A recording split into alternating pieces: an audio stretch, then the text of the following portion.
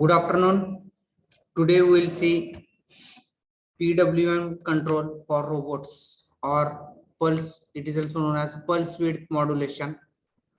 Now, this PWM control or pulse width modulation is used for speed control of the robots. Now, you are knowing that robots are driven by generally electrical motors. Electrical motors we have seen AC motors, DC motors, stepper motors, servo motor, different types of motors we have studied in chapter number 2. That is sensors, actuators, and end effectors. These motors comes in actuators. There are three types of actuators: hydraulic, pneumatic, and electrical actuators. Therefore, this PWM control or pulse width modulation control. Yesterday we have seen PID control, that is proportional, integral, and derivative control. Today we will see PWM control. Yesterday also we have seen force control. Therefore, we will start this PWM control. Now, fundamental of PWM speed control of brushed DC motor.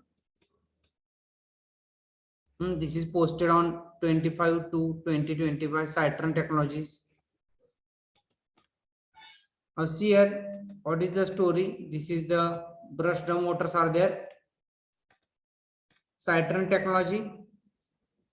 It is founded in 2004. Cytron from Malaysia strive to provide solution for educators and students to build smart electronic and robotic projects.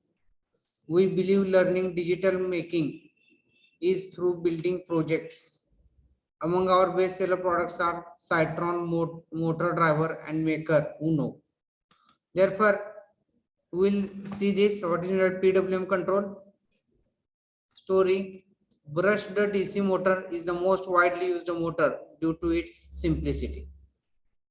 Its application ranges from toy, small electrical appliances to industrial automation, machine, and robotics. In most of the applications, we do not want to run the motor at fixed speed, and variable speed control is essential. Controlling the motor speed is pretty straightforward, as the speed of brushed DC motor is proportional to the applied voltage. What we need to do is just varying the voltage of the power supply. See here, we will see the video.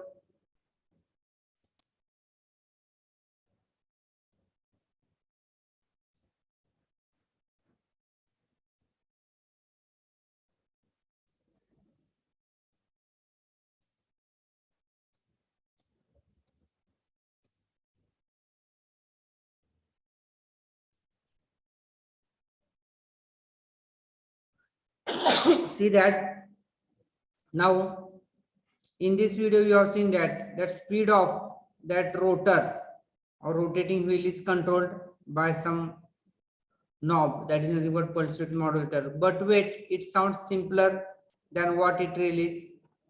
What if I want to power the motor from a fixed voltage source such as a battery? Maybe we can try to turn on and off the motor periodically by pressing a switch like this. Now we will see another video. See that this is the knob. You are pressing, and how the speed is controlled. No, the movement of the motor is too jerky. Means because of this method, jerky means what? Sudden speed increase or decrease is there. Let us try to press the switch faster. Now in this video you will see that this switch is pressed faster. See that how the switch is pressed faster, and the wheel rotates continuously. Yes, we are pretty close, but not there yet. How about we press the switch 20,000 times a second? I'm sorry, I can't show you the video as my finger is not fast enough. However, we can replace mechanical switch with electronic switch such as BJT or MOSFET.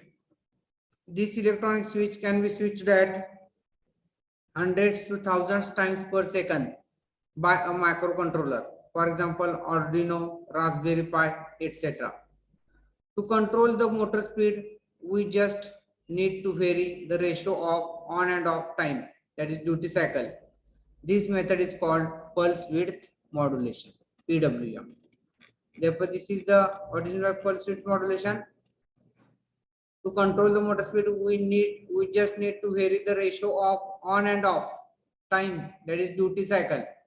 This method is called pulse width modulation. See that this is 25% duty cycle. This vertical rectangular shape, it represents on, and is that this horizontal distance between the two pulses, it is known as off time. See here, on off, on y axis you are observing. This is 50% duty cycle. Duty cycle means what? On divided by on plus off. This is 75% duty cycle. This is 100% duty cycle. There is no off here, only on. When the motor is switched at high frequency, it behaves like it's being fed from a DC, from a pure DC voltage due to mechanical inertia and the coil inductance. Motor inertia prevents the speed of the motor to change rapidly, while the property of inductor will not allow the current to change instantaneously. See that during on, the average current increases, again during off time current decreases, and again it increases to its previous value. So what is the optimum frequency for the PWM signal? There is no hard rules for that. I would recommend to use somewhere between 16 kilohertz to 20 kilohertz, as it's beyond human audible range, so that the switching noise can't be heard, and still it's low enough for the MOSFET to handle. Just a side note, Arduino default PWM output frequency is around 490 Hz. It's less than perfect, but still usable. Now this summarizes the effect of different PWM frequency.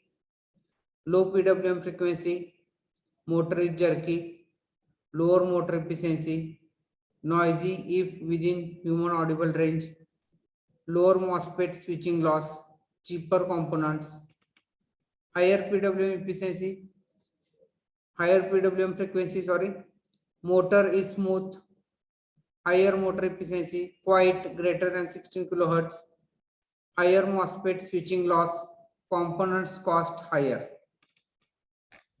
Now this is nothing but pulse width modulation.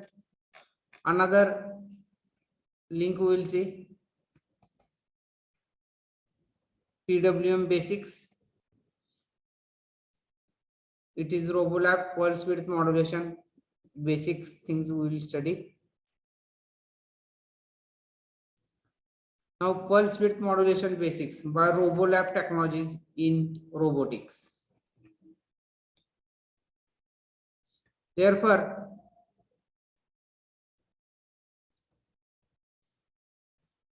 in layman language, PWM is a technique in which you vary the ratio of high time to low time of a pulse. One of the applications is simulation of an analog signal using digital TTL signals. What if you want to supply 2.5 volts to a component? You can use a voltage divider circuit using R1 is equal to R2, and then supply the output across any one of these resistors to your component of interest. Simple enough, but what you are overlooking is the fact that this circuit is highly inefficient, as there is always going to be power dissipation across the resistors. Also, this configuration is highly susceptible to errors because a slight change in resistance owing to wear and tear or long use is bound to change your input voltage. In PWM, you are actually fooling your component by switching between 5 volts and 0 volts so fast that it is not able to distinguish between 5 volts and 0 volts and ends up seeing the average of these two signals, that is 2.5 volts. A corollary you can draw from this is that By simply adjusting the ratio of these two signals in a given time period, you can supply a variety of analog-like signals. For instance, in a PWM control with a time period of 1 second, if I am supplying 5 volts for 0.7 seconds and 0 volts for the rest, what analog voltage would my component see? That's right, 7.3.5 volts. Therefore, why do I need to know PWM technique? What is the necessity of studying or knowing the PWM technique?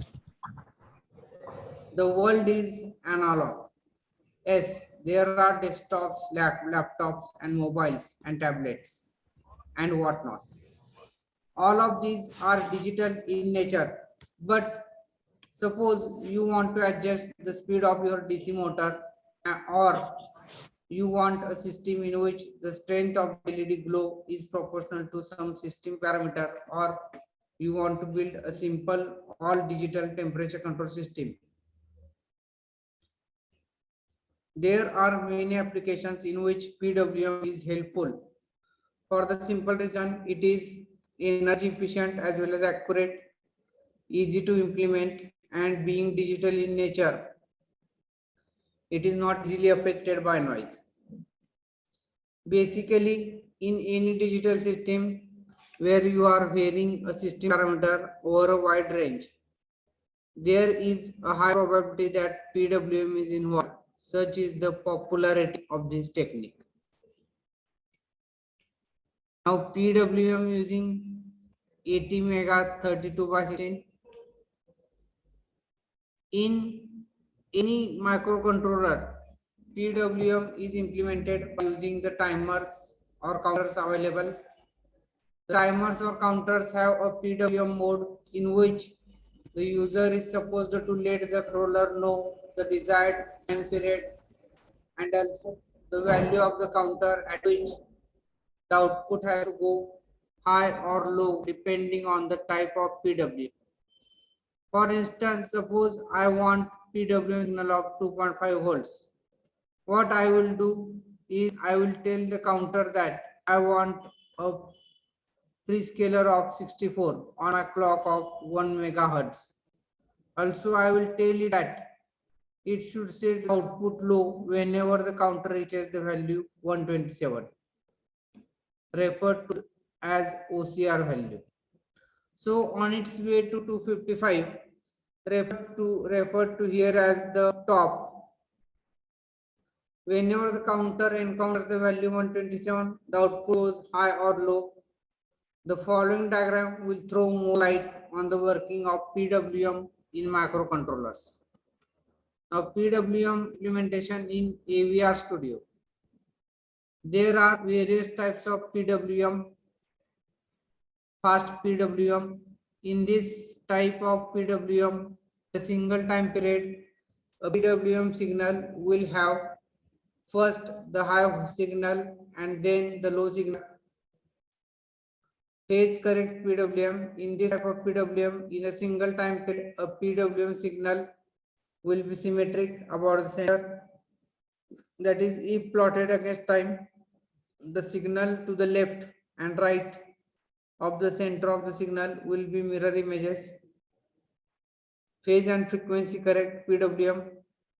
In this type of PWM, you can alter the frequency of your signal.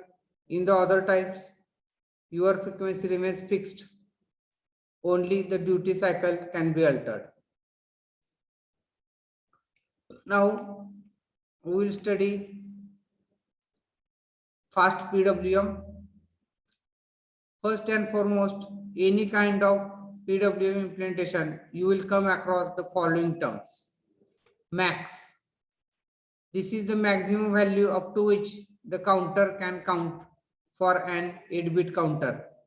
That is, maximum is equal to 0xFF, that is 255. Bottom, this is the value from where the counter starts counting at the start of every period.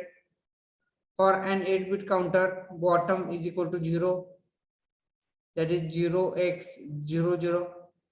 Then top, this is the value with which the count is compared to decide when to switch the output to high or low. Please note in the diagram above, top and max were used interchangeably. This is not always the case, henceforth we won't use the two terms interchangeably. Then next is the duty cycle. This is the ratio of the on time in a given period to the length of the entire time period of the PWM signal. We will be working with the 8-bit time slash counter to keep things simple enough. The registers involved in fast PWM implementation are the same as the ones I mentioned in the post on timers. You can refer to the description of the registers in that post for a better understanding. A brief recapitulation follows. TCCRO, that is manipulating WGM bits in this register help. In this register, help select the desired PWM mode, and manipulating the CS bits help select the desired prescaler for the clock generation. Please refer to the data sheet for the required manipulations. Then TC and T0. This 8-bit register stores the current value of the counter. Then OCRO. This register stores the top value. Then TIFR. This register has a bit called OCFO, which goes high whenever TC and TO is equal to OCRO. That is, whenever the output switches from high to low or vice versa, depending on the configuration selected. You need to write a 1 to this bit to clear it. Following is the code generation of a 40% duty cycle fast PWM signal with a clock frequency of 1 MHz, prescaled by 64. The code is fully commented, but please make sure you have the data sheet with you to understand the various bit manipulations. Now this is the program. Now some more information. See that this pulse width modulation is there. One thing that would have become very clear is that the frequency of our PWM signal is different from the clock signal. There is a formula to evaluate your signal frequency. The formula is given by 256, is replaced by 65536 for a 16-bit counter. To summarize fast PWM mode, we can change the PWM frequency, also called modulation frequency, by changing the system clock setting and the prescaler value. We can change the PWM duty cycle by altering the top cycle, which is stored in the registered OCRO. The other types of PWM and their implementation will be covered in a later post. Hope this was helpful. Now this pulse width modulation is there, already was in 25%, 50% and 75%. Now we will see another link.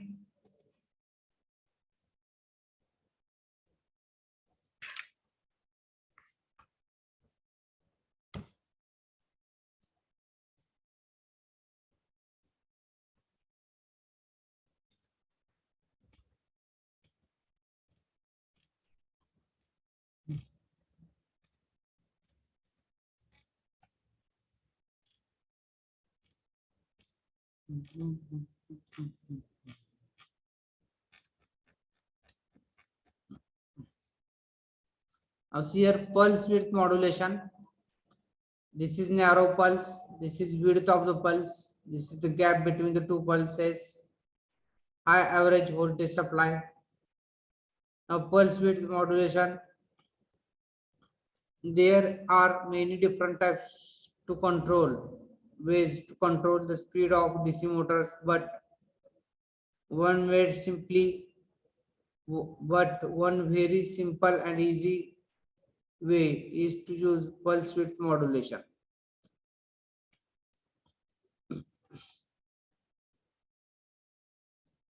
Before we start looking at the ins and outs of pulse width modulation, we need to understand a little more about how a DC motor works.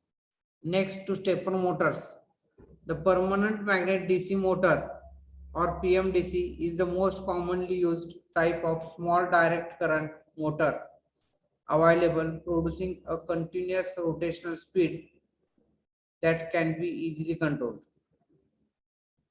Small DC motor is ideal for use in applications where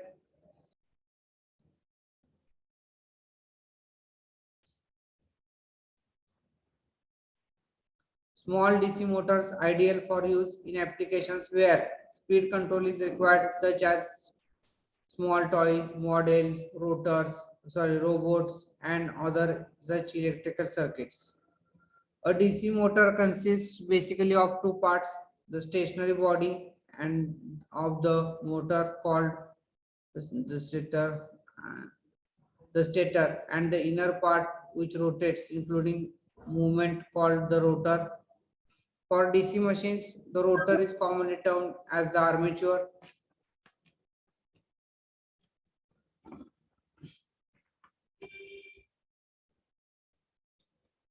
Now, generally, a small light duty DC motors in small light duty DC motors, the stator consists of a pair of fixed permanent magnets producing a uniform and stationary magnetic flux inside the motor, giving these types of motors their name of permanent magnet direct current motors.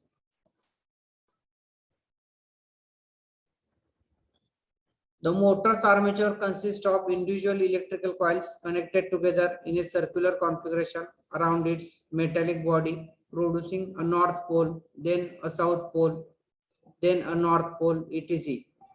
Type of field systems configuration. The current flowing within these rotor coils producing the necessary electromagnetic field.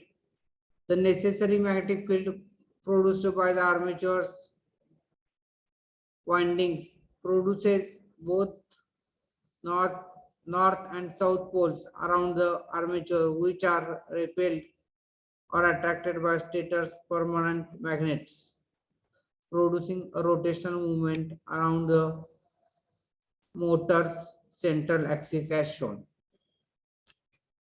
Now, two pole permanent magnet motor. Why it is called two pole? Only here two magnets are placed inside north and south, and between these poles, this rotor is rotating. See that this is brushed two pole wound rotor. This is armature connection. This is steady body outside, and these north pole and south pole are permanent magnets. Therefore, what is two pole permanent magnet motor? As the armature rotates, electrical circuit is passed up from the motor terminals to the next set of armature windings via carbon brushes located around the commutator, producing another magnetic field, and each time the armature rotates, a new set of armature windings are energized, forcing the armature to rotate more and more, and so on. So the rotational speed of a DC motor depends upon the interaction between two magnetic fields, one set up by the stator's stationary permanent magnets and the other by the armature's rotating electromagnets. And by controlling this interactive interaction, we can control the speed of rotation.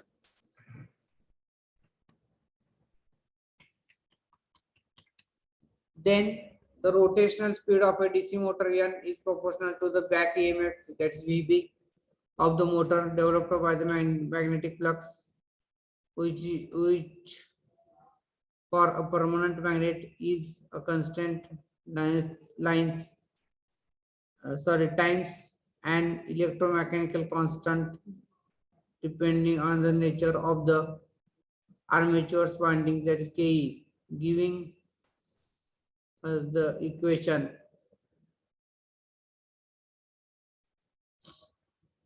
of N is directly proportional to V divided by Ke into phi, where show how do we control the flow of DC motor through the motor well many people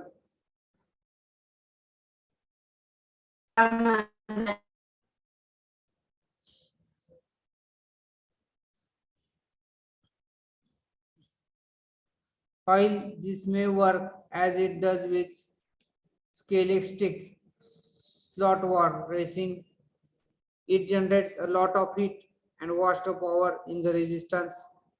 One simple and easy way to control the speed of a motor is to regulate the amount of voltage across its terminals, and this can be achieved using pulse width modulation or PWM. As the name suggests, pulse width modulation speed control works by driving the motor with a series of on or off pulses and varying the duty cycle. The fraction of time that the fraction of time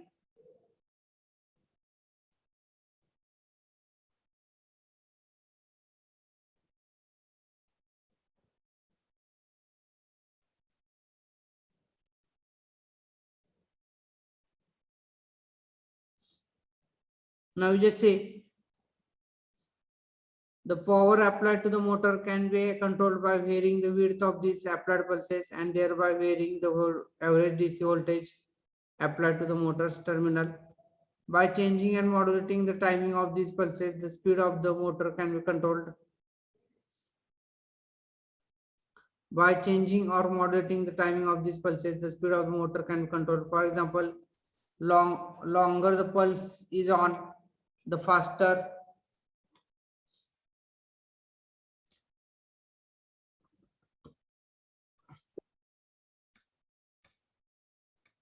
one minute. The faster the motor will rotate, and likewise the shorter is the pulse is on, the slower the motor will run or will rotate. In other words, the wider the pulse width, no more average voltage applied to the minor terminals, the stronger the magnetic flux inside the armature windings, and the faster the motor will rotate around its. Now see here pulse width modulation. This is total time space signal is there. The use of pulse width modulation to control a small motor has the advantage in that power using the power loss in the switching transistor is also small because its transistors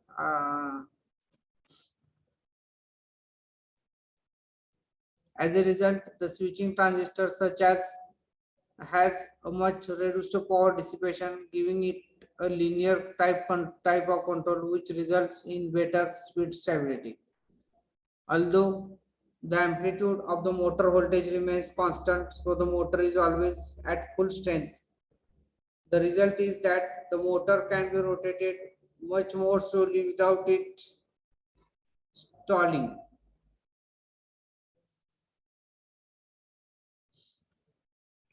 So how can we produce a pulse width modulation signal to control the motor?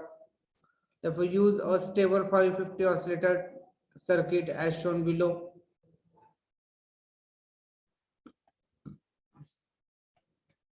the simple circuit based around the familiar NE555 or 7555 timer chip is used to proceed the required pulse width modulation signal at a fixed frequency called output. The timing capacitor C is charged and discharged by current flowing through the timing networks RA and RB. as we looked.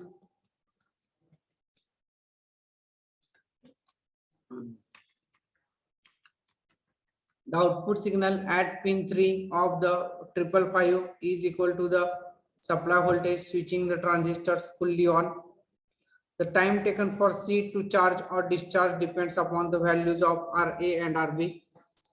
The capacitor charges up through the network RA but is diverted around the resistive network RB and through diode D1. As soon as the capacitor is charged, it is immediately discharged through diode D2 and network RB into the pin 7. During the discharging process, the output at pin 3 is at 0 volt and the transistor is switched off. Then the time taken for capacitor C to go through one complete charge discharge cycle depends on the values RA, RB and C, with the time T for one complete cycle being given as the time TH for which the output is on is TH is equal to 0.693 into RA into C. The time TL for which the output is off is TL is equal to 0.693 into RB into C. Total on-off cycle time given as T is equal to TH plus TL with the output frequency being F is equal to 1 upon T. With the component values shown, the duty cycle of the waveform can be adjusted from about 8.3 percentage 0.5 volt to about 91 percentage 0.5 volt 5.5 volt using a 6.0 volt power supply. The stable frequency is constant of about 256 Hz and the motor is switched on and off at this rate. Resistor R1 plus the top part of the potentiometer VR1 represent resistive network of RA, while the bottom part of the potentiometer plus R2 represent the resistive network of RB above. These values can be changed to suit different applications and DC motors, but providing that the 555 a stable circuit runs fast enough at a few hundred Hz minimum, there should be no jerkiness in the rotation of the motor. Diode D3 is our old favorite, the flywheel inside model used to protect the electronic circuit from the inductive loading of the motor. Also, if the motor load is high, put a heat sink on the switching transistor or MOSFET. Pulse width modulation is a great method for controlling the amount of power delivered to a load without dissipating any wasted power. The above circuit can also be used to study the speed of a fan or to dim the brightness of DC lamps or LEDs. If you need to control it, then use pulse width modulation. Therefore, this is nothing but pulse width modulation. Now we will see next point, that is motion or trajectory planning. The goal of motion planning of a robot is to generate a function according to which a robot's joints will move. This function generation depends on the robot tasks. For example, to pick up an object from one point to place it in another point, or to weld two metal pieces together, two metal pieces along a curve. In the former case, the initial and final values or points are assigned, that is point to point motion, whereas in the latter most situation, a finite sequence of points needs to be specified, that is continuous path motion. A robot user typically specifies a number of parameters to describe a point to point or continuous path task. An algorithm that computes the input of the motion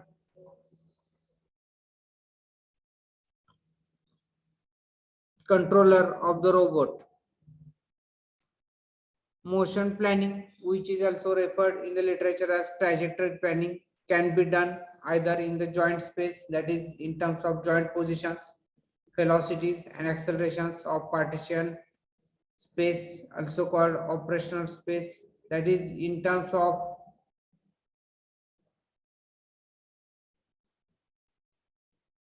joint positions, velocities, sensors, or called Cartesian space. For example, by an operator, since it allows a natural description of the task the robot has to perform. However, the control action on the robot is carried out in the joint space. Thus, a suitable inverse kinematic algorithm is to be used to reconstruct the time sequence of joint variables corresponding to the above sequence in the Cartesian space. Motion planning in the Cartesian space naturally allows accounting for the presence of any constraints along the end effector path. These are due to regions of workplace which are forbidden to the robot. For example, due to the presence of robots, due to the presence of obstacles, such constraints are better described in the Cartesian space because their corresponding points in the joint space are difficult to compute. But in the neighborhood of singular configurations, trajectory planning in the Cartesian space is not possible. This is due to the fact that no joint variable can be computed for given end effector variables due to non-existence of the inverse of the associated motion transfer matrix called the Jacobian matrix. Now, joint space planning. In this section, methods to determine a desired trajectory joint variables over time are considered. In the joint space scheme, it is assumed that this initial and final joint positions are given or below or calculated from corresponding initial and final configurations of the end vector, or are known from the inverse kinematic solutions for position. Then the basic problem is how to select a trajectory between a given initial and final joint positions with the time interval allowed to move between. A simple straightforward approach could be to join the initial and final joint angles denoted with theta 0 at time t is equal to 0, t0, and theta f at time t is equal to tf separately using a straight line function which can be expressed as theta of t is equal to a naught plus a1t or a naught plus a1t, where a naught is equal to theta of t0 and a1 is equal to nearly equal to theta of tf minus theta of t0 divided by tf minus t0, where theta t is the joint angle at any time t and a1 is the slope of the straight line shown in figure, which is constant. This implies that the joint rate or velocity has a constant value a1 shown in figure 12.1b, whereas the acceleration is 0 as indicated in figure 12.1c.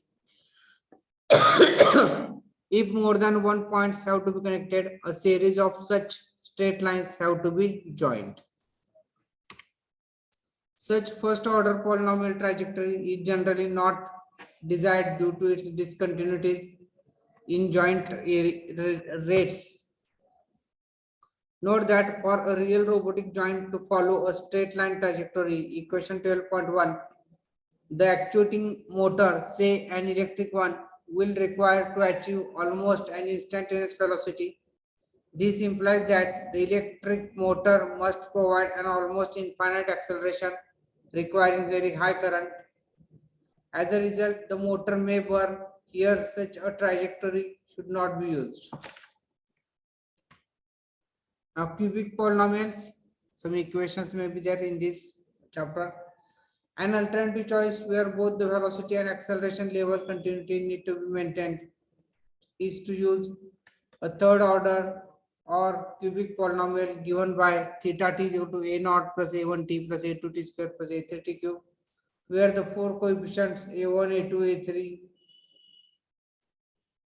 are calculated from the velocity and acceleration conditions at time t0 and tf, that is theta of t0 is equal to theta naught and theta of tf is equal to theta f, and theta dot of t naught is equal to theta naught dot theta dot of tf is equal to theta dot of f. To calculate the manipulators to calculate the coefficients, first time of equation 12.2 are obtained as theta dot t is equal to a1 plus 2a2 plus 3a3 t square. If one substitutes the conditions 12.2b into the velocity expression of equation 12.2c, it yields the following set of linear algebraic equations. Therefore, Ax is equal to b, where the 4x4 matrix A, the four-dimensional unknown vector x containing polynomial and coefficients, and the four-dimensional known vector b of n conditions are defined below. Therefore, A is equal to matrix of 1 0 0 0 1 tf tf square tf cube 0 1 0 0 0 1 2 tf 3 tf square. X is equal to a naught a1 a2 a3, and small b is equal to theta 0 theta f theta dot not theta dot 0 theta dot f. Solution to the set of linear algebraic equations given by equation 12.3ab can be obtained as x is equal to a inverse into b, which results in the following. Therefore, a naught is equal to theta naught, a1 is equal to theta naught dot, a2 is equal to 1 upon tf square into bracket 3 into bracket theta f minus theta 0 minus 2 theta dot plus theta f dot into tf. A3 is equal to 1 upon tf cube into bracket 2 into bracket 2 theta naught minus theta f plus theta naught dot plus theta f dot into tf. Note that if the relation shown in figure 12.2 is satisfied by theta naught, theta f and theta f dot, theta naught dot, that is if theta f minus theta dot naught is equal to tf divided by 2 into bracket theta naught dot plus theta f dot, then a3 is equal to 0 from equation 12.3, which implies that only a second order polynomial is required for theta t. The corresponding coefficient a2 is then given by a2 is equal to 1 upon 2 tf theta f dot minus theta naught dot. Therefore, I think today we will stop here. This control technique I have taken. Pulse width modulation. Also, now Cartesian space planning is remained. Then we will stop afterwards. Thank you very much.